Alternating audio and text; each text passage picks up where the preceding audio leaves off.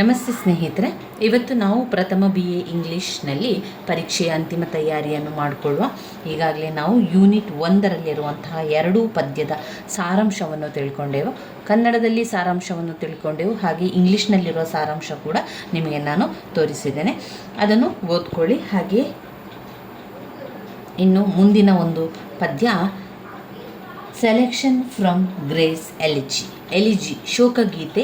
Thomas Gray ಅವರು ಬರೆದಿರುವಂತಹ poetry. Thomas Gray ಅವರು ಬರೆದಿರುವಂತಹ ಈ ಒಂದು ಪದ್ಯ ಶೋಕಗೀತೆ ಆಗಿರುವಂಥದ್ದು, ಎಲಿಜಿ ಎನ್ನುವಂಥದ್ದು. Selection from Gray's elegy. ಪುಟ ಸಂಖ್ಯೆ 14ರಲ್ಲಿದೆ ನೋಡಿ.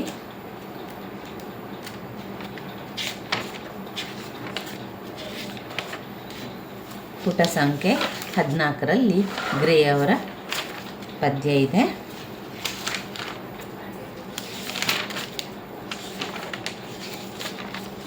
ಹಾಗೆ ಇದರ ಅನಾಲಿಸಿಸಲ್ಲಿ ಇಲ್ಲಿ ಅವರು ಕೊಟ್ಟಿರುವಂಥದ್ದಲ್ಲಿ ಸ್ವಲ್ಪ ವಿಚಾರ ಇದೆ, ನೋಡಿಕೊಳ್ಳಿ.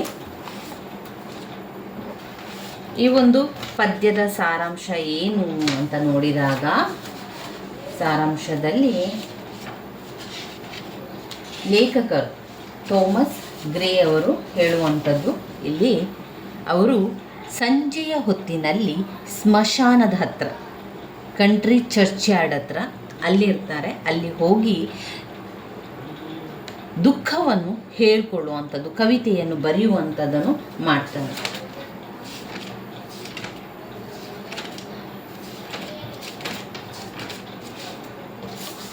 ಅವರಿಗೆ ತುಂಬನೇ ದುಃಖ ಆಗಿದೆ, ತುಂಬನೇ ನೋವಿನಲ್ಲಿದ್ದಾರೆ ಅವರು. ಅಂತಹ ಸಂದರ್ಭದಲ್ಲಿ ಬರೆದಿರುವಂತಹ ಕವಿತೆ. ಇಲ್ಲಿ ಸಮ್ಮರಿಯನ್ನು ನೋಡ್ಕೊಳ್ಳಿ. ಬರೆದಿರುವಂಥ ಸಮ್ಮರಿ ಈ ರೀತಿಯಾಗಿದೆ.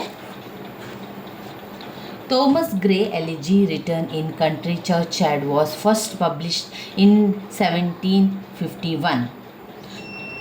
1751ರಲ್ಲಿ ಇದನ್ನು ಪಬ್ಲಿಷ್ ಮಾಡಿರುವಂಥದ್ದು ಥೋಮಸ್ ಗ್ರೇ ಅವರು ಬರೆದಿರುವಂಥದ್ದು. However haven begun written the poem in 1742ರಲ್ಲಿ ಬರೆದಿದ್ದಾರೆ. ನಂತರ ಪಬ್ಲಿಷ್ ಆಗಿರುವಂಥದ್ದು 51ರಲ್ಲಿ. Shortly after the death of his close friend Richard West, an elegy is a poem which laments the dead. ಅಲ್ಲಿ ಲೇಖಕರು ಕೊರಗುವಂಥದ್ದನ್ನು ಅವರು ಕವಿತೆಯಾಗಿ ಬರೆದಿದ್ದಾರೆ. ಯಾಕೆ ಈ ಕವಿತೆಯನ್ನು ಅವರು ಬರೆದಿದ್ದಾರೆ ಅಂತ ಹೇಳಿದರೆ, ಅವರ ತುಂಬಾ ಕ್ಲೋಸೆಸ್ಟ್ ಫ್ರೆಂಡ್ ಮರಣ ಹೊಂದಿದ್ದಾನೆ. ಅವನ ಫ್ರೆಂಡ್, ಲೇಖಕರ ಫ್ರೆಂಡ್ ಮರಣ ಹೊಂದಿರುವಂತಹ ಸಂದರ್ಭದಲ್ಲಿ ಈ ಒಂದು ಶೋಕಗೀತೆಯನ್ನು ಬರೆದಿರುವಂಥದ್ದು. ರಿಚರ್ಡ್ ವೆಸ್ಟ್ ಎನ್ನುವಂತಹ ತನ್ನ ಆತ್ಮೀಯ ಗೆಳೆಯನ ಮರಣದ ನಂತರ ಬರೆದಿರುವಂತಹ ಪದ್ಯ, ಕೊರಗುವಂತಹ ಪದ್ಯ. ಮರಣ ಹೊಂದಿದಾಗ, ಯಾರೇ ಆಗಲಿ, ಯಾರೊಬ್ಬರ ಮರಣ ಹೊಂದಿದ್ರೂ ಕೂಡ ಅಲ್ಲಿ ಉಂಟಾಗುವಂಥದ್ದು ದುಃಖ, ನೋವು ಅಂತ ಲೇಖಕರು ಹೇಳ್ತಾ ಇದ್ದಾರೆ. ಲೇಖಕರು ಹೇಳುವ ಪ್ರಕಾರ ಇಲ್ಲಿ ಲೇಖಕರು ಹೇಳ್ತಾರೆ, ಒಂದು ಮರಣ ಉಂಟಾಗಿದೆ ಅಂತ ಆದರೆ ಅದು ಶ್ರೀಮಂತರ ಮನೆಯಲ್ಲಿ ಉಂಟಾದ ಮರಣ ಆಗಿರ್ಬೋದು, ಬಡವರ ಮನೆಯಲ್ಲಿ ಉಂಟಾದ ಮರಣ ಆಗಿರ್ಬೋದು. ಎರಡೂ ಮರಣಕ್ಕೂ ವ್ಯತ್ಯಾಸ ಏನೂ ಇಲ್ಲ. ಎರಡೂ ಮರಣದಲ್ಲಿ ಉಂಟಾಗುವಂಥದ್ದು ನೋವು, ದುಃಖ. ಅಲ್ಲಿ ಕೊರಗುವಂಥದ್ದೊಂದೇ ಇರುವಂಥದ್ದು. ಇಲ್ಲಿ ರಿಚ್ ಪರ್ಸನ್, ಪೂವರ್ ಪರ್ಸನ್ ಅಂತ ಯಾರೂ ಇಲ್ಲ. ಮರಣ ಹೊಂದಿದಾಗ ದುಃಖ ಪಡಲೇಬೇಕು. ಅವನು ಶ್ರೀಮಂತನಾದರೂ ಕೂಡ ಬರುವಂಥದ್ದು ಕಣ್ಣಲ್ಲಿ ಕಣ್ಣೀರು, ಹಾಗೆ ಬಡವನಾದರೂ ಕೂಡ ಅವನ ಕಣ್ಣಲ್ಲಿ ಕೂಡ ಬರುವಂಥದ್ದು ಕಣ್ಣೀರು. ಆದ್ದರಿಂದ ಮರಣ ಅಂತ ಹೇಳುವಂಥದ್ದು, ಶೋಕಗೀತೆ ಎನ್ನುವಂಥದ್ದು ಎಲ್ಲರಿಗೂ ಕೂಡ ಒಂದೇ ಎನ್ನುವಂಥದ್ದು ಇಲ್ಲಿ ಲೇಖಕರ ಅಭಿಪ್ರಾಯ. Gray's elegy written in the country churchyard in noteworthy in that mourns the death not of great or famous people but of common man. ಒಬ್ಬ ಕಾಮನ್ ಮ್ಯಾನ್ನಿನಲ್ಲಿ ಆಗಿರುವಂತಹ ಮರಣ ಇರ್ಬೋದು, ಅಥವಾ ರಿಚ್ ಪರ್ಸನ್ ಆಗಿ ಆದಂತಹ ಮರಣ ಇರ್ಬೋದು. ಇಬ್ಬರಿಗೂ ಕೂಡ ಉಂಟಾಗುವಂಥದ್ದು ನೋವೇ. ಇಬ್ಬರಲ್ಲಿಯೂ, ಎರಡೂ ಕಡೆಯಲ್ಲಿ ಕೂಡ ಕೊರಗ್ತಾರೆ, ಮರಣಕ್ಕೋಸ್ಕರ ಕೊರಗುವಂಥದ್ದನ್ನು ಕಾಣ್ಬೋದು. ಇಲ್ಲಿ ಥೋಮಸ್ ಗ್ರೇ ಅವರು ಈ ಒಂದು ಪದ್ಯವನ್ನು ಎಲ್ಲಿ ಬರೆದಿದ್ದಾರೆ ಅಂತ ಹೇಳಿದರೆ, ಕಂಟ್ರಿ ಚರ್ಚ್ ಯಾರ್ಡಲ್ಲಿ ಅವರ ಒಂದು ಊರಿನ ಸ್ಮಶಾನದಲ್ಲಿ ಬರೆದಿರುವಂಥದ್ದು. ಅದು ಸಂಜೆಯ ಹೊತ್ತಿನಲ್ಲಿ ಬರೆದಿದ್ದಾರೆ. The speaker of this poem sees country church at sunset, which impels him to meditate on the nature of human morality. ಮಾನವನ ನೈತಿಕತೆಯನ್ನು ಅಲ್ಲಿ ಅವರು ಬಿಂಬಿಸ್ತಾ ಇದ್ದಾರೆ. ಸಂಜೆಯ ಹೊತ್ತಿನಲ್ಲಿ ಸ್ಮಶಾನದಲ್ಲಿ ಸನ್ಸೆಟ್ ಆಗ್ತಾ ಇದೆ, ಸೂರ್ಯಾಸ್ತಮ ಆಗ್ತಾ ಇರುವಂತಹ ಸಂದರ್ಭದಲ್ಲಿ ಅವರಿಗೆ ಈ ಒಂದು ಶೋಕಗೀತೆಯನ್ನು ಬರೀತಾರೆ. ಯಾಕೆ ಅಲ್ಲಿಗೆ ಹೋಗಿದ್ದಾರೆ ಅಂತ ಹೇಳಿದರೆ, ಅವರ ಕ್ಲೋಸೆಸ್ಟ್ ಫ್ರೆಂಡ್ ರಿಚರ್ಡ್ ವೆಸ್ಟ್ ಮರಣ ಹೊಂದಿದ ಕಾರಣ ಅವರು ಆ ಒಂದು ಶೋಕಗೀತೆಯನ್ನು ಬರೀಲಿಕ್ಕೆ ಕಾರಣ.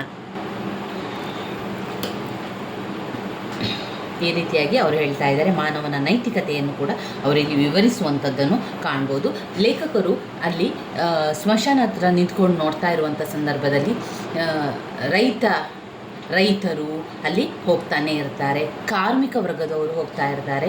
ಲೇಖಕರು ಹೇಳ್ತಾರೆ, ಈ ಕಾರ್ಮಿಕ ವರ್ಗದವರಿಗೆ ಅದೆಷ್ಟು ಕಷ್ಟಗಳಿರ್ತದೆ, ಅದೆಷ್ಟು ನೋವುಗಳಿರ್ತದೆ.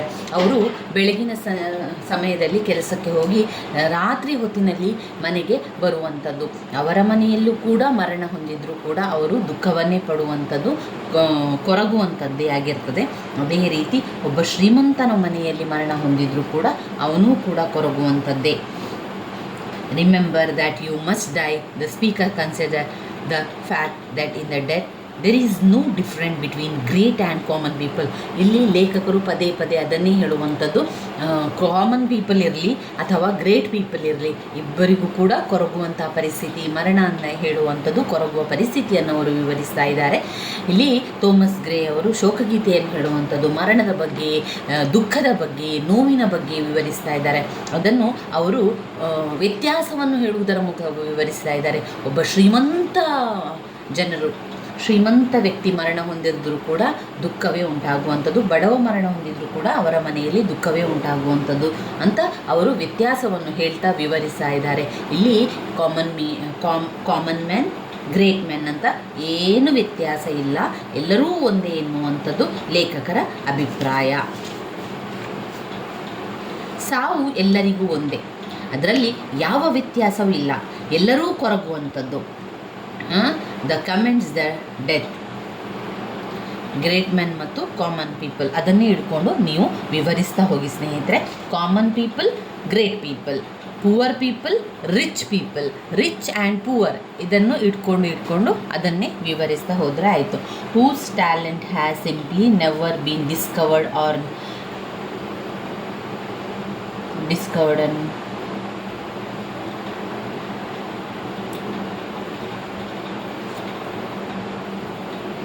ಇಲ್ಲಿ ಅವರು ಸಂಪೂರ್ಣವಾಗಿ ಪದ್ಯವನ್ನು ಈ ರೀತಿಯಾಗಿ ವಿವರಿಸಿದ್ದಾರೆ. ಮರಣದ ಬಗ್ಗೆ, ದುಃಖದ ಬಗ್ಗೆ ಈ ಒಂದು ಶೋಕಗೀತೆಯನ್ನು ಬರೆದಿರುವಂಥದ್ದು ಲೇಖಕರು ಆ ಒಂದು ಸ್ಮಶಾನದಲ್ಲಿದ್ದುಕೊಂಡು ವಿವರಿಸುವಂಥದ್ದನ್ನು ಕಾಣ್ಬೋದು.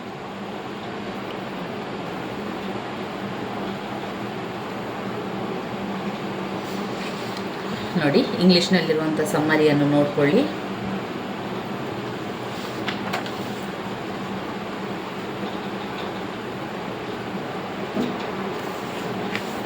ಇವಿಷ್ಟು ಈ ಪದ್ಯದಲ್ಲಾಯಿತು. ಇನ್ನು ಬರುವಂಥದ್ದು ಯೂನಿಟ್ 3 ದ ಡಫೋಡಿಲ್ಸ್ ಮತ್ತು ಅಪಾನ್ ವೆಸ್ಟ್ ಮಿನಿಸ್ಟರ್ ಬ್ರಿಡ್ಜ್.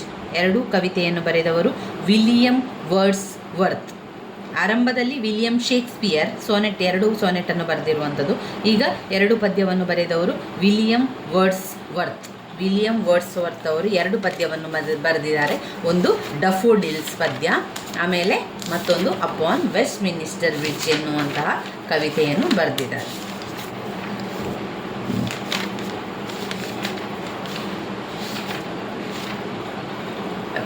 ಡಫೋಡಿಲ್ಸ್ ಪದ್ಯದ ಒಂದು ಅನಾಲಿಸಿಸ್ 31ನೇ ಪುಟ ಸಂಖ್ಯೆಯಲ್ಲಿದೆ.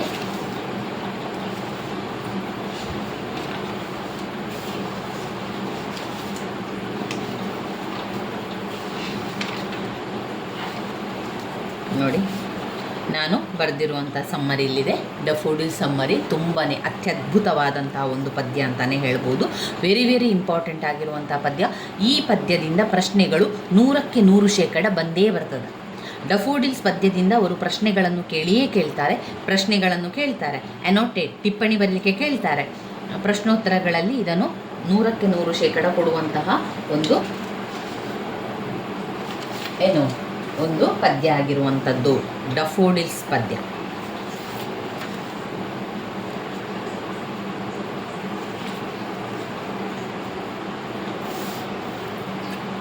ಏನು ಇದರ ಕತೆ, ಡಫೋಡಿಲ್ಸ್ ಪದ್ಯದ ಕತೆ ಏನು ಅಂತ ಹೇಳಿದಾಗ, ಇದರಲ್ಲಿ ನಾವು ತಿಳ್ಕೊಳ್ಳುವಂಥದ್ದು ತುಂಬಾ ಇದೆ.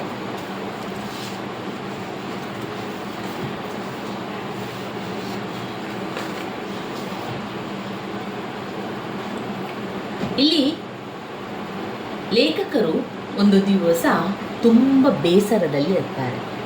ಅವರಿಗೆ ಒಬ್ಬಂಟಿಯ ಫೀಲ್ ಆಗ್ತದೆ, ಅವರಿಗೆ ಆ ಒಂದು ಒಬ್ಬಂಟಿತನ ಕಾಡ್ತಾನೆ ಇರ್ತದೆ. ಈ ಒಂದು ಪದ್ಯವನ್ನು ಲೇಖಕರು ಯಾವಾಗ ಬರೆದ್ರು ಅಂತ ಹೇಳಿದರೆ, the poem was composed in the year 1802, 1802 ಬರೆದ್ರು. The title of the poem informs about the loneliness of the poet which he faced after death of his brother. ನೋಡಿ, ಒಂದು ದಿವಸ ಲೇಖಕರು ತುಂಬಾ ಬೇಸರದಲ್ಲಿರ್ತಾರೆ. ಅವರು ಒಬ್ಬಂಟಿಯಾಗಿರ್ತಾರೆ, ಅವರಿಗೆ ಒಬ್ಬಂಟಿತನ ಕಾಡ್ತಾ ಇರ್ತದೆ. ಅವರು ಒಂದು ಡಫೋಡಿಲ್ಸ್ ಎನ್ನುವಂಥ ಪದ್ಯವನ್ನು ಬರೀತಾರೆ. ಇದಕ್ಕೆ ಕಾರಣ ಏನು ಅಂತ ಹೇಳಿದರೆ, ಅವರ ಬ್ರದರ್ ಅಂದರೆ ಸಹೋದರ ಮರಣ ಹೊಂದಿದ್ದಂತಹ ಕಾರಣದಿಂದಾಗಿ ಈಗ ಅವರಿಗೆ ಒಂಟಿತನ ಕಾಡ್ತಾ ಇದೆ. 1802 ಆಗಿರುವಂತಹ ಘಟನೆ, 1802 ಬರೆದಿರುವಂತಹ ಪದ್ಯ ಡಫೋಡಿಲ್ಸ್. ಈ ಡಫೋಡಿಲ್ಸ್ ಪದ್ಯವನ್ನು ಬರೀಲಿಕ್ಕೆ ಮುಖ್ಯವಾದ ಕಾರಣ ಅವರ ಒಂಟಿತನವನ್ನು ಕಾಡ್ತಾ ಇತ್ತು ಎನ್ನುವ ಕಾರಣದಿಂದಾಗಿ. ಅವರು ಒಬ್ಬಂಟಿಯಾಗಿದ್ದಂತಹ ಸಂದರ್ಭದಲ್ಲಿ ಏನಾಯಿತು ಅಂತ ಹೇಳಿದರೆ, ಯಾವುದೂ ಗೊತ್ತು ಗುರಿ ಇಲ್ಲದೆ ನದಿ ಹತ್ರ ನಡ್ಕೊಂಡು ಹೋಗ್ತಾನೆ ಇದ್ರು. ನದಿಯ ಲೇಕ್ನ ಹತ್ತಿರ ನಡೀತಾ ಹೋಗ್ತಾ ಇದ್ರು. ಮೋಡ ಯಾವ ರೀತಿ ಹೋಗ್ತಾ ಇರ್ತದೋ ಅವರು ಕೂಡ ಅದೇ ರೀತಿಯಲ್ಲಿ ನಡ್ಕೊಂಡು ಹೋಗ್ತಾರೆ. ತುಂಬ ದುಃಖದಲ್ಲಿ ಹೋಗ್ತಾ ಇರ್ತಾರೆ, ನೋವಿನಲ್ಲಿ ಹೋಗ್ತಾ ಇರ್ತಾರೆ, ಒಂಟಿತನವನ್ನು ಕಾಡ್ತಾ ಅವರು ಹೋಗ್ತಾ ಇರ್ತಾರೆ.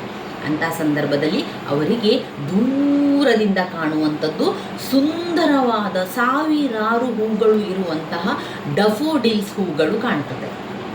ತುಂಬ ದೂರದಿಂದ ಅವರಿಗೆ ಕಾಣ್ತಾ ಇರ್ತದೆ ಅದು ಡಫೋಡಿಲ್ಸ್ ಹೂಗಳು. ಸಾವಿರಾರು ಸಂಖ್ಯೆಯಲ್ಲಿರುವಂಥ ಡಫೋಡಿಲ್ಸ್ ಹೂಗಳು ಅವರ ಕಣ್ಣಿಗೆ ಬೀಳ್ತದೆ. ತುಂಬಾ ಅದ್ಭುತವಾಗಿರ್ತದೆ, ತುಂಬ ಸುಂದರವಾಗಿರ್ತದೆ. ಆ ಸುಂದರ ಹೂವನ್ನು ನೋಡಿದಾಗ ಅವರಿಗೆ ಅವರ ಮನಸ್ಸು ಪ್ರಶಾಂತ ಅನ್ನಿಸ್ತದೆ, ಖುಷಿಯನ್ನು ಕೊಡ್ತದೆ. ಅವರ ಮುಖದಲ್ಲಿ ಒಂದು ಸಣ್ಣ ನಗು ಬರ್ತದೆ. ಯಾವ ರೀತಿ ಆ ಹೂವು ಕಾಣ್ತಾ ಇದೆ ಅಂತ ಹೇಳಿದರೆ, ದೂರದಿಂದ ಅದು ಶೈನಿಂಗ್ ಆಗ್ತಾ ಇದೆ,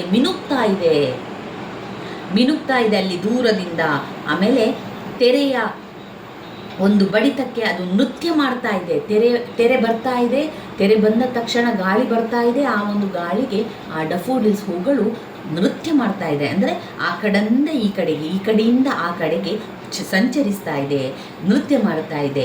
ಬೆಳಗ್ಗೆಯಿಂದ ಸಂಜೆಗೆ ಮುದಿಡಿ ಹೋಗುವಂತಹ ಡಫೋಡಿಲ್ಸ್ ಹೂಗಳು ಇಷ್ಟೊಂದು ಸುಂದರವಾಗಿದ್ದುಕೊಂಡು, ಇಷ್ಟೊಂದು ಲವಲವಿಕೆಯಿಂದ ಇದ್ದುಕೊಂಡು, ನೃತ್ಯ ಮಾಡಿಕೊಂಡು, ಖುಷಿಯಿಂದ ಸಂತೋಷದಿಂದ ಅದು ಆ ದಿನವನ್ನು ಕಳೀತದೆ.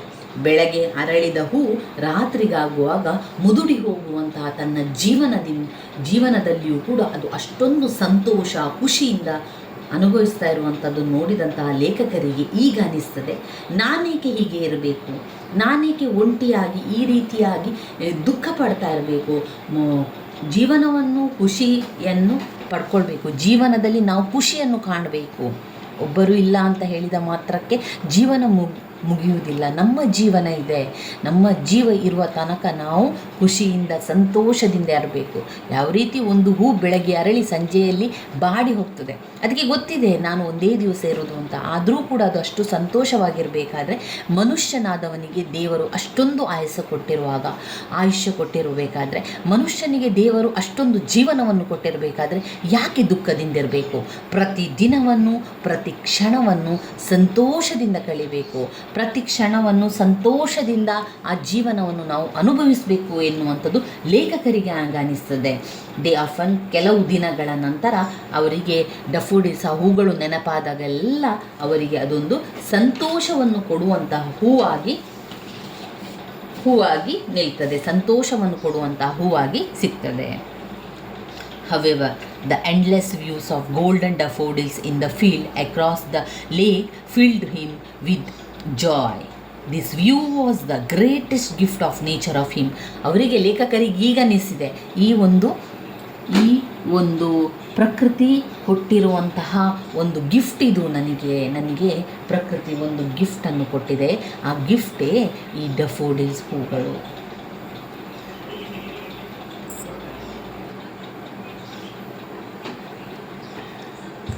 ಡಫೋಡಿಲ್ಸ್ ಹೂಗಳು ಗೋಲ್ಡನ್ ಡಫೋಡಿಲ್ಸ್ ಲೇಖಕರಿಗೆ ಈ ಒಂದು ಪ್ರಕೃತಿ ಕೊಟ್ಟಿರುವಂತಹ ಉಡುಗೊರೆ ಅಂತ ಅವರು ಅಂದ್ಕೊಂಡಿದ್ದಾರೆ.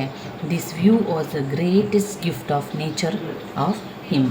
When ever he remember it, his depressed mind and heart find the joy of living again.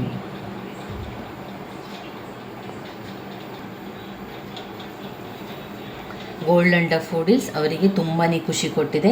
ಯಾವಾಗೆಲ್ಲ ಆ ಡಫೋಡಿಲ್ಸನ್ನು ನೆನಪಿಸಿಕೊಳ್ಳುತ್ತಾರೋ, whenever he remember it, ಆಗ ಅವರ ಒಂದು ಡಿಪ್ರೆಸ್ ಮೈಂಡ್, ಯಾವಾಗ ಒಂದು ದುಃಖದ ಮನಸ್ಸು ಸರಿಯಾಗ್ತದೆ, ಅವರ heart find the joy of the living again, ಮತ್ತೆ ಜೀವನ ಮಾಡಬೇಕು, ಮತ್ತೆ ಜೀವಿಸಬೇಕು ಎನ್ನುವಂತಹ ಒಂದು ಹೊಸ ಹುರುಪು ಅವರಲ್ಲಿ ಬರ್ತದೆ. The poem is not result of poet imagination, it is product of his actual visualisation. ಅವರ ಒಂದು ಕಣ್ಣಾರೆ ನೋಡಿರುವಂಥದ್ದು, ಅವರು ಅದನ್ನು ಆ ಎಕ್ಸ್ಪ್ರೆಸ್ಸನ್ನು ಮಾಡ್ತಾರೆ. ಏಕಾಂತತನದಲ್ಲಿದ್ದಂಥ ಅವರು ಅದನ್ನು ನೋಡಿದಾಗ ಅವರಿಗೆ ಈಗ ಯಾವ ಒಂಟಿತನ ಕೂಡ ಕಾಡ್ತಾ ಇಲ್ಲ, ಅವರಿಗೆ ಮತ್ತೆ ಜೀವನ ಮಾಡಬೇಕು ಎನ್ನುವಂತಹ ಖುಷಿ ಅವರಿಗೆ ಈಗ ಬರ್ತಾ ಇದೆ. ಆಮೇಲೆ ಅವರು ಹೇಳ್ತಾ ಇದ್ದಾರೆ, ಆ ಒಂದು ಹೂಗಳು ನೃತ್ಯ ಮಾಡ್ತಾ ಇತ್ತು ಆ ಒಂದು ಗಾಳಿಗೆ, ಅಲ್ಲಿ ಬರುವಂತಹ ತೆರೆಗಳಿಗೆ. Numbers of dancing in the breeze, they were 1000 in number of dancing in the breeze. ಅಲ್ಲಿ 1000 ಸಾವಿರಾರು ಡಫೋಡಿಲ್ಸ್ ಹೂಗಳಿತ್ತು, ಅದೆಲ್ಲ ಕೂಡ ನೃತ್ಯ ಮಾಡ್ತಾ ಇತ್ತು. ಅವರು ಹೇಳ್ತಾ ಇದ್ದಾರೆ, ಈ ಡಫೋಡಿಲ್ಸ್ ಹೂಗಳು ಎಷ್ಟು ಒಂದು ಖುಷಿಯಿಂದ ಇದೆ, ಆ ಒಂದು ಖುಷಿಗೆ ಪಾರವೇ ಇಲ್ಲ. ಬೆಳಗಿನಿಂದ ಸಂಜೆಯ ತನಕ ಇರುವಂಥ ಹೂ ಇಷ್ಟೊಂದು ಖುಷಿಯಲ್ಲಿರಬೇಕಾದ್ರೆ ಯಾಕೆ ನಾನು ಹೀಗಿರಬೇಕು ಎನ್ನುವಂಥದ್ದು ಅವರಿಗೆ ಮತ್ತೆ ಜೀವನ ಮಾಡಲಿಕ್ಕೆ ಅವರಿಗೆ ಹುರುಪು ಬರುವಂಥದ್ದನ್ನು ಕಾಣ್ಬೋದು. Golden daffodil twinkled and stretched in endless line like stars in the milky galaxy way. ಯಾವ ರೀತಿ ಒಂದು ಆಕಾಶದಲ್ಲಿ ಮಿಲ್ಕಿ ಗ್ಯಾಲಕ್ಸಿ ಅಂದರೆ ನಕ್ಷತ್ರಗಳ ಗುಂಪು ಅಂತ ಹೇಳ್ತೇವೆ ನೋಡಿ, ಆ ನಕ್ಷತ್ರಗಳ ಗುಂಪಿನ ರೀತಿಯಲ್ಲಿ ಡಫೋಡಿಲ್ಸ್ ಹೂಗಳಿರ್ತದೆ. ಮತ್ತು ಈ ಒಂದು ಗೋಲ್ಡನ್ ಡಫೋಡಿಲ್ಸ್ಗಳು ಹೊಳಿತಾ ಇರ್ತದೆ, ಶೈನಿಂಗ್ ಆಗ್ತಾ ಇರ್ತದೆ, ಅದು ಎಂಡ್ಲೆಸ್ ಆಗಿ ಅದರ ಪ್ರಕಾಶವನ್ನು ಬೀರ್ತಾ ಇರ್ತದೆ. And poet very happy as he has never seen so many daffodils at one side. He enjoyed the company of flowers whenever he felt lonely or depressed. ಯಾವಾಗ ಅವರಿಗೆ ಡಿಪ್ರೆಸ್ ಆಗ್ತದೋ, ಅವರು ಒಂಟಿ ಅಂತ ಅನಿಸ್ತದೋ, ಆಗ ಅವರು ಆ ಡಫೋಡಿಲ್ಸ್ ಹೂಗಳನ್ನು ನೆನಪಿಸಿಕೊಳ್ಳುವಂಥದ್ದನ್ನು ಕಾಣ್ಬೋದು. ಇವಿಷ್ಟು ಈ ಡಫೋಡಿಲ್ಸ್ ಎನ್ನುವಂತಹ ಪದ್ಯದ ಒಂದು ಸಾರಾಂಶ. ಇನ್ನು ವಿಲಿಯಂ ವರ್ಡ್ಸ್ವರ್ತ್ ಬರೆದಿರುವಂಥ 2 ಪದ್ಯ ಇದೆ, ಒಂದು ಡಫೋಡಿಲ್ಸ್ ಮತ್ತೊಂದು ಅಪಾನ್ ವೆಸ್ಟ್ ಮಿನಿಸ್ಟರ್ ಬ್ರಿಡ್ಜ್. ಒಂದು ಲಂಡನ್ನ ಒಂದು ಸೇತುವೆ ಬಗ್ಗೆ ಇರುವಂತಹ ಒಂದು ಪದ್ಯ ಆಗಿರುವಂಥದ್ದು. ಲಂಡನ್ನ ಒಂದು ಸೇತುವೆ ಎಲ್ಲಿದೆ, ಅದು ಇಲ್ಲಿನ ನೋಡಿ ಪದ್ಯ, ಅಪಾನ್ ವೆಸ್ಟ್ ಮಿನಿಸ್ಟರ್ ಬ್ರಿಡ್ಜ್ ಎನ್ನುವಂತಹ ಪದ್ಯ.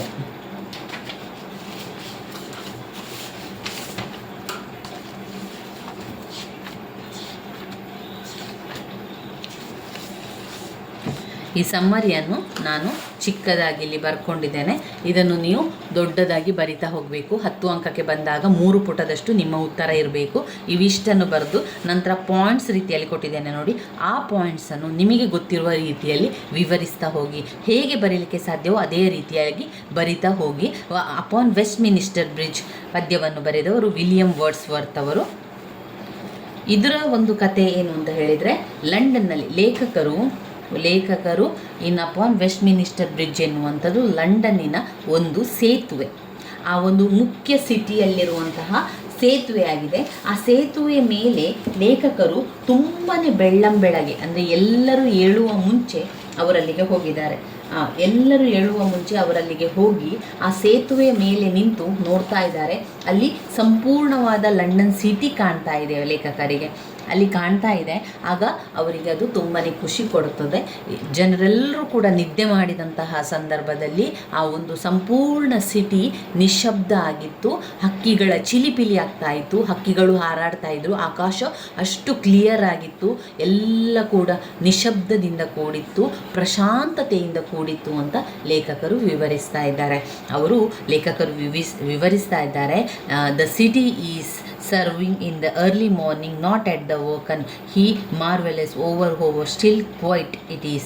ಕಾಮ್ ಆ್ಯಂಡ್ ಕ್ವೈಟ್ ಆಗಿತ್ತು, ಪ್ರಶಾಂತತೆಯಿಂದ ಕೂಡಿದಂತಹ ಸಿಟಿ ಅವರಿಗೆ ಆಗ ಕಾಣಿಸ್ತದೆ. ಆಗ ನೀರಿನಲ್ಲಿ ಆ ಒಂದು ಬೆಳಕು, ನೀರಿನ ಬೆಳಕು ಶೈನಿಂಗ್ ಆಗಿ ಕಾಣುವಂಥದ್ದು, ಅಲ್ಲಿ ಇರುವಂಥ ಬಂಡೆಗೆ ಹೊಳಿತಾ ಇತ್ತದು. ಅಲ್ಲಿ ಒಂದು ನೌಕೆ ಕಾಣ್ತಾ ಇತ್ತು, ಆಮೇಲೆ ಕಲ್ಲು ಬಂಡೆಗಳೆಲ್ಲ ಒಂದು ಕಡೆಯಲ್ಲಿ ಕಾಣ್ತಾ ಇತ್ತು, ಮತ್ತೊಂದು ಕಡೆಗಳಲ್ಲಿ ಬಿಲ್ಡಿಂಗ್ ಎಲ್ಲ ಕಾಣ್ತಾ ಇತ್ತು. ಒಂದು ಬೆಟ್ಟ ಗುಡ್ಡಗಳೆಲ್ಲ, ಒಂದು ಬದಿಯಲ್ಲಿ ಬೆಟ್ಟ ಗುಡ್ಡ ಹೊಳಿತಾ ಇರುವಂಥದ್ದು ಕಾಣ್ತಾ ಇತ್ತು.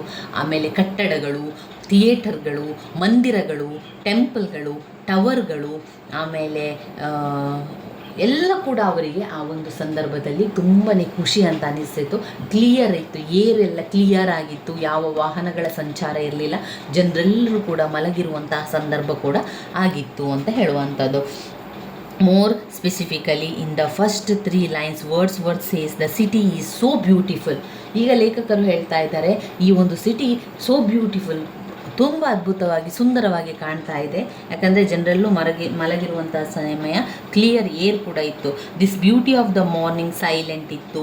Empty domes, ship, tower, temple, theatre, clean air, ಈ ಪಾಯಿಂಟ್ಸ್ಗಳನ್ನು ವಿವರಿಸಲಿಕ್ಕೆ ಇರುವಂಥದ್ದು.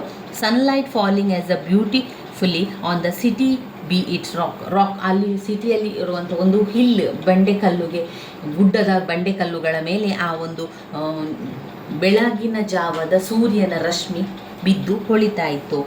Valley hill they all are shining glittering, rock ಹೊಳಿತಾ ಇತ್ತು, ವ್ಯಾಲಿ ಹೊಳಿತಾ ಇತ್ತು, hill all are shining and glittering ಅಂದರೆ ಹೊಳೆಯುವಂಥದ್ದು, ಶೈನಿಂಗ್, ಗ್ಲಿಟರಿಂಗ್ ಅಂದರೆ ಆ ಒಂದು ಹೀಗೆ ಸ್ಪಾರ್ಕ್ ರೀತಿ ಬರುವಂಥದ್ದು, ಶೈನಿಂಗ್ ಅಂದರೆ ಹೊಳೆಯುವಂಥದ್ದು. ದಿಸ್ ಬ್ಯೂಟಿ ಆಫ್ ಮಾರ್ನಿಂಗ್ ಹೇಗಿತ್ತು ಅಂತ ಹೇಳಿದರೆ 7 ಪಾಯಿಂಟ್ಸ್ಗಳಿದೆ. ಈ 7 ಪಾಯಿಂಟ್ಸ್ಗಳನ್ನು ನೀವು ವಿವರಿಸಿದರೆ ಆಯಿತು.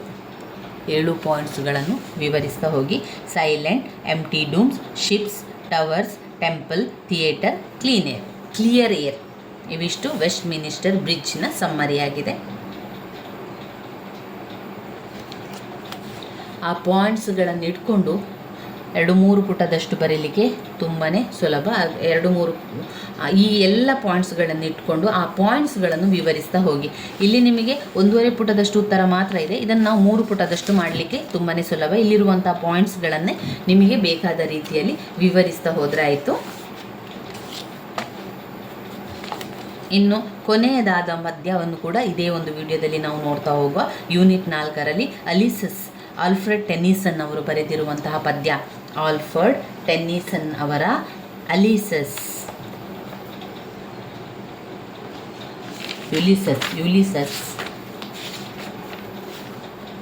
ಆಲ್ಫ್ರೆಡ್ ಟೆನ್ನಿಸನ್ ಅವರ ಯುಲಿಸಸ್ ಪದ್ಯ ನೋಡಿ. ಇಲ್ಲಿ 42ನೇ ಪುಟದಲ್ಲಿ ಅವರು ಸಮ್ಮರಿಯನ್ನು ಕೊಟ್ಟಿದ್ದಾರೆ.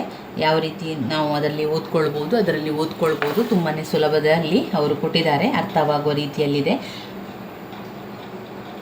ಫ್ರೀಡಮ್, ಪರ್ಸನಲ್ ಜರ್ನಿ, ಸಾಹಸ ಜೀವನ ಎಲ್ಲವನ್ನು ಕೂಡ ಅದರಲ್ಲಿ ತಿಳಿಸ್ತಾ ಇದ್ದಾರೆ.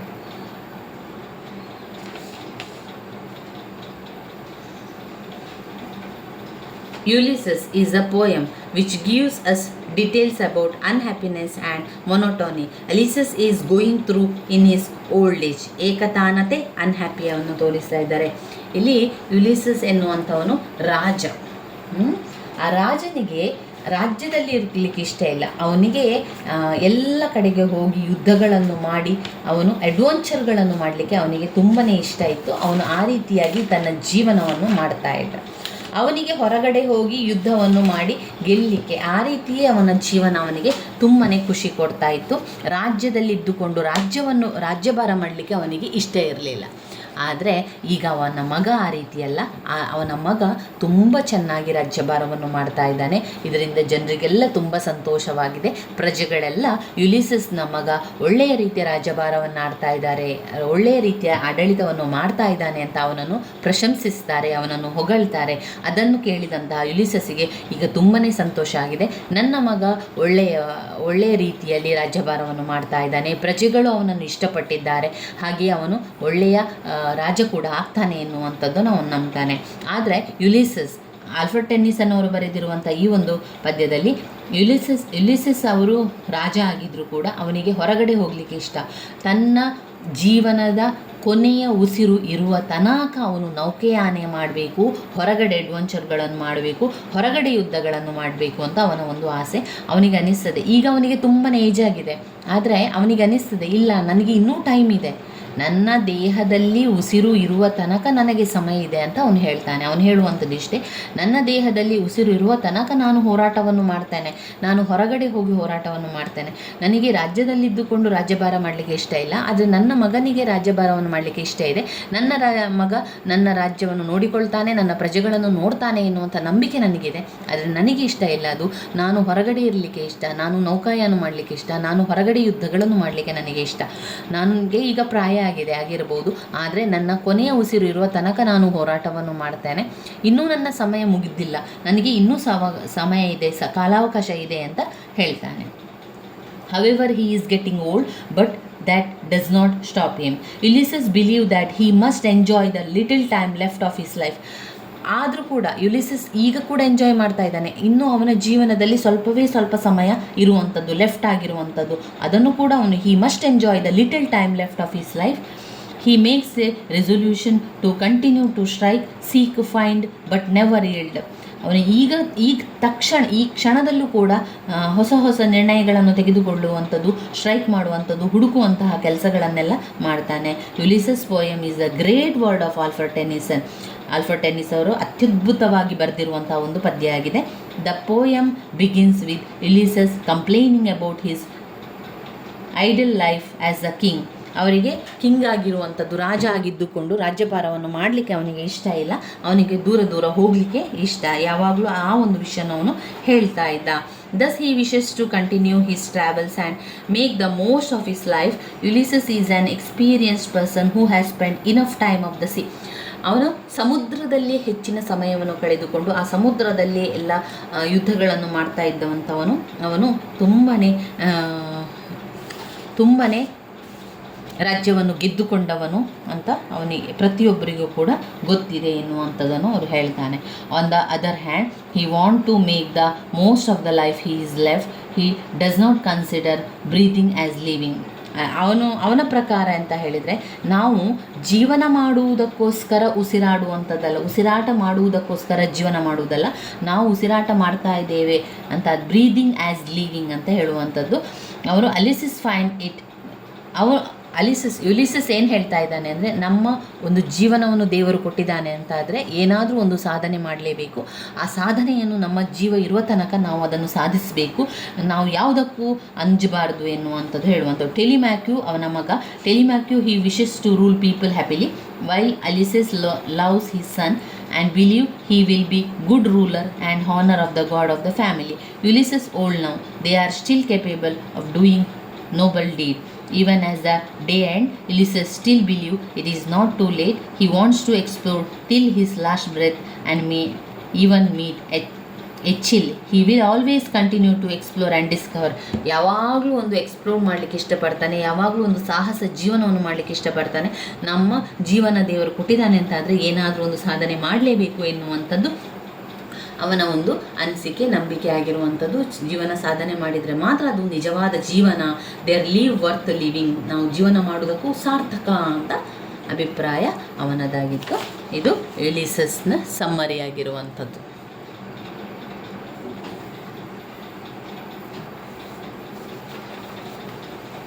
ಇವಿಷ್ಟು ಪದ್ಯಗಳನ್ನು ನಾನು ಶಾರ್ಟ್ಸಲ್ಲಿ ಕೂಡ ಹಾಕಿರ್ತೇನೆ. ಅದರಲ್ಲಿ ಕೂಡ ನಾನು ನಿಮಗೆ ಸಮ್ಮರಿಯನ್ನು ಹಾಕಿರ್ತೇನೆ, ಅದನ್ನು ಕೂಡ ನೋಡ್ಕೊಳ್ಬೋದು. ನೀವು ಇಲ್ಲಿ ಬರ್ಕೊಳ್ತಿದ್ದೀರಿ ಅಂತಾದರೆ ಬರ್ಕೊಳ್ಳಿ, ಹಾಗೆ ಓದ್ಕೊಳ್ಳಿ. ಮೊದಲಿಗೆ ಕನ್ನಡದಲ್ಲಿರುವಂಥ ಸಾರಾಂಶವನ್ನು ಅರ್ಥ ಮಾಡಿಕೊಂಡ್ರೆ ನಿಮಗೆ ಇಂಗ್ಲೀಷ್ನಲ್ಲಿರುವಂಥ ಸಮ್ಮರಿಯನ್ನು ಓದ್ಕೊಳ್ಳಿಕ್ಕೆ ಏನೂ ಕಷ್ಟ ಆಗೋದಿಲ್ಲ, ಮತ್ತು ಬೇಗನೆ ಅದು ಅರ್ಥ ಕೂಡ ಆಗ್ತದೆ. ಈ ರೀತಿಯಾಗಿ ನಾವು 6 ಪದ್ಯದ ಸಮ್ಮರಿಯನ್ನು ಕಲಿತ್ಕೊಂಡ್ರೆ ಹೆಚ್ಚಿನ ಪ್ರಶ್ನೆಗೆ ಉತ್ತರವನ್ನು ಬರೀಲಿಕ್ಕೆ ಸಾಧ್ಯ ಆಗ್ತದೆ ನಮಗೆ. ಇದರಲ್ಲಿರುವಂಥದ್ದು ಯೂನಿಟ್ 4ರಲ್ಲಿ ಒಟ್ಟು 6 ಪದ್ಯಗಳನ್ನು ಕಾಣ್ಬೋದು. ವಿಲಿಯಂ ವರ್ಡ್ಸ್ವರ್ತ್ 2 ಪದ್ಯವನ್ನು ಬರೆದಿದ್ದಾರೆ, ಹಾಗೆ ವಿಲಿಯಂ ಶೇಕ್ಸ್ಪಿಯರ್ಸ್ ಕೂಡ 2 ಪದ್ಯವನ್ನು ಬರೆದಿರುವಂಥದ್ದನ್ನು ಕಾಣ್ಬೋದು.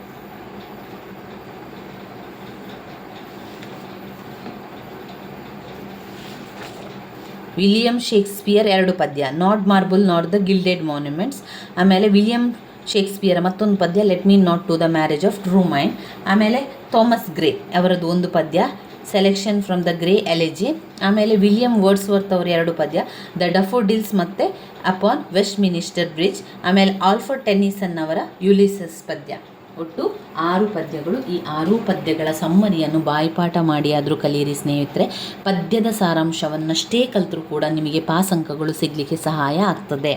ಅದರಿಂದ 6 ಪದ್ಯದ ಸಾರಾಂಶವನ್ನು 6 ಪದ್ಯದ ಇಂಗ್ಲೀಷ್ ಸಮ್ಮರಿಯನ್ನು ಸರಿಯಾಗಿ ಬಾಯಿಪಾಠ ಮಾಡಿ ಕಲಿಯಿರಿ. ಇದು ನಿಮಗೆ ತುಂಬಾ ಸಹಾಯ ಆಗ್ತದೆ. ಇನ್ನೂ ತುಂಬ ಜನರ ಪ್ರಶ್ನೆ ಇತ್ತು, ಎನೋಟೇಟಿಗೆ ಪದ್ಯದ ಪ್ರಶ್ನೆ ಬಂದರೆ ನಾವು ಯಾವ ಉತ್ತರ ಬರೀಬೇಕು ಅಂತ. ನೀವು ಸಮ್ಮರಿಯನ್ನು ಬರೀರಿ. ನಿಮಗೆ ಗೊತ್ತಿರುವಂಥ, ನೀವು ಕಲ್ತಿರುವಂಥ ಸಮ್ಮರಿಯನ್ನು ಹಾಗೇ ಬರಿತಾ ಹೋಗಿ. ಆ ಹೆಡ್ಡಿಂಗನ್ನು, ಅವರು ಕೊಟ್ಟಿರುವಂಥ ಪ್ರಶ್ನೆಯನ್ನು ಆ ಹೆಡ್ಡಿಂಗಲ್ಲಿ ಬರೀರಿ. ನಂತರ ನಮ್ಮ ಸಮ್ಮರಿಯನ್ನು ಬರಿತಾ ಹೋಗಿ. ನಂತರ ಪ್ರಶ್ನೆ ಎತ್ತರಕ್ಕೆ ಏನೇ ಪ್ರಶ್ನೆಯನ್ನು ಅವರು ಕೊಡಲಿ, ಈಗ ಉದಾಹರಣೆಗೆ ಡಫೋಡಿಲ್ಸ್ ಎನ್ನುವಂಥ ಪದ್ಯದಿಂದ ಯಾವುದೇ ರೀತಿಯಲ್ಲಿ ಪ್ರಶ್ನೆಯನ್ನು ಕೊಟ್ಟರೂ ಕೂಡ ನೀವು ಸಂಪೂರ್ಣವಾಗಿ ಆ ಡಫೋಡಿಲ್ಸ್ನ ಸಮ್ಮರಿಯನ್ನು ಬರಿತಾ ಹೋಗುವಂಥದ್ದು. ಪ್ರಶ್ನೋತ್ತರಗಳಲ್ಲಿ 3 ಪ್ರಶ್ನೆಗಳು ಪದ್ಯದಿಂದ ಇರ್ತದೆ. ಎನೋಟೇಟಲ್ಲಿ ಕೂಡ ಪದ್ಯದಿಂದ ಪ್ರಶ್ನೆಗಳಿರ್ತದೆ. ಆದ್ದರಿಂದ ಮೊದಲಿಗೆ ನೀವು ಪದ್ಯದ ಪ್ರಶ್ನೆಯನ್ನೇ ಆಯ್ಕೆ ಮಾಡಿಕೊಳ್ಳಿ, ಪದ್ಯದ ಸಮ್ಮರಿಯನ್ನು ಸರಿಯಾಗಿ ಕಲಿತ್ಕೊಳ್ಳಿ. ನಾವು ಅದಾದ ಮೇಲೆ ನಮ್ಮ ಪಾಠದ ಬಗ್ಗೆ ಹೋಗಬೇಕು. ಪಾಠದಲ್ಲಿ ನಾವು 3 ರಿಂದ 4 ಸಮ್ಮರಿಯನ್ನು ತಿಳ್ಕೊಳ್ಳುವ. ಆ 4 ಸಮ್ಮರಿಯನ್ನು ತಿಳ್ಕೊಂಡು ನಾವು ಮುಂದಿನ ವಿಷಯಕ್ಕೂ ಕೂಡ ಹೋಗಬೇಕು. ಆದಷ್ಟು ಬೇಗ ಎಲ್ಲವನ್ನು ಕೂಡ ತಿಳ್ಕೊಳ್ಳುವ. ನನ್ನ ವೀಡಿಯೋಸ್ ಎಲ್ಲ ನಿಮಗೆ ಇಷ್ಟ ಆಗಿದ್ದರೆ ಲೈಕ್ ಕೊಡಿ, ಶೇರ್ ಮಾಡಿ, ಸಬ್ಸ್ಕ್ರೈಬ್ ಮಾಡಲಿಕ್ಕೆ ಮರಿಬೇಡಿ. ಧನ್ಯವಾದಗಳು ಸ್ನೇಹಿತರೆ. ಈ ಒಂದು ಪಾಠದ ಭಾಗದಲ್ಲಿ ಆಫ್ ಸ್ಟಡಿಯನ್ನು ಕಲ್ತ್ಕೊಳ್ಳುವ. ಆಫ್ ಸ್ಟಡಿಯ ಸಮ್ಮರಿಯ ತುಂಬಾ ಸುಲಭ ಇದೆ. ಲೇಡೀಸ್ ಅಡ್ರೆಸ್ಸಸ್ ಸಮ್ಮರಿಯನ್ನು ತಿಳ್ಕೊಳ್ಳುವ. ಅದರಲ್ಲಿ ಪಾಯಿಂಟ್ಸ್ ರೀತಿಯಲ್ಲಿದೆ. ಪಾಯಿಂಟ್ಸ್ ರೀತಿಯನ್ನೇ ನಾವು ಬರೆದು ಕಲಿಬೋದು. ಆಮೇಲೆ ನೆಕ್ಲೆಸ್ ಕೂಡ ತುಂಬಾ ಸುಲಭವಿರುವಂಥ ಸಮ್ಮರಿ ಆಗಿರುವಂಥದ್ದು. ಆಮೇಲೆ ಗಲಿವರ್ ಟ್ರಾವೆಲ್ ಸ್ವಲ್ಪ ಕಷ್ಟ ಅಂತ ಅನಿಸ್ತದೆ. ಅದು ಸ್ವಲ್ಪ ತಿಳ್ಕೊಂಡ್ರೆ ಒಳ್ಳೆಯದು. ಯಾಕಂದರೆ ಯಾವ ಆಪ್ಷನ್ ಇಲ್ಲ ನಮಗೆ ಬರೀಲಿಕ್ಕೆ ಅಂತಾದರೆ ಅದನ್ನಾದರೂ ಕೂಡ ನಮಗೆ ಬರಿಬೋದು ಎನ್ನುವ ಕಾರಣದಿಂದಾಗಿ ನಾವು ಅದನ್ನು ಕಲ್ತ್ಕೊಳ್ಳಬೇಕಾಗಿರುವಂಥದ್ದು. ಈ 4 ಪಾಠದ ಸಮ್ಮರಿಯನ್ನು ನಾವು ಮುಂದಿನ ವಿಡಿಯೋದಲ್ಲಿ ತಿಳ್ಕೊಳ್ಳುವ.